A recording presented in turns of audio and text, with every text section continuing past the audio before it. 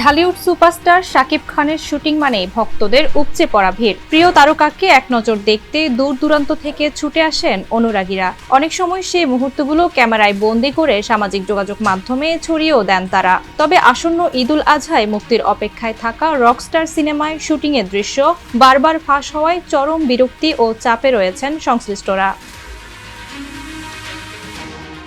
একাধিক সময়ে সিনেমাটির একাধিক ভিডিও ক্লিপ ও ছবি সামাজিক যোগাযোগ মাধ্যমে ভাইরাল হতে দেখা যায়। বিষয়টি নিয়ে আক্ষেপ প্রকাশ করে ছবিটির নির্মাতা আজমান রুশো বলেন, আমরা অনেক চেষ্টা করেছি কোথাও যেন কোনো কিছু ভাইরাল না হয়, কিন্তু এরপরও কিভাবে যেন হয়ে গেছে। এখন আমরা শুটিং করব নাকি এদিকে খেয়াল রাখবো। সিনেমার প্রায় 50% কাজ শেষ, তবে এখনো প্রচন্ড চাপে রয়েছি আমরা।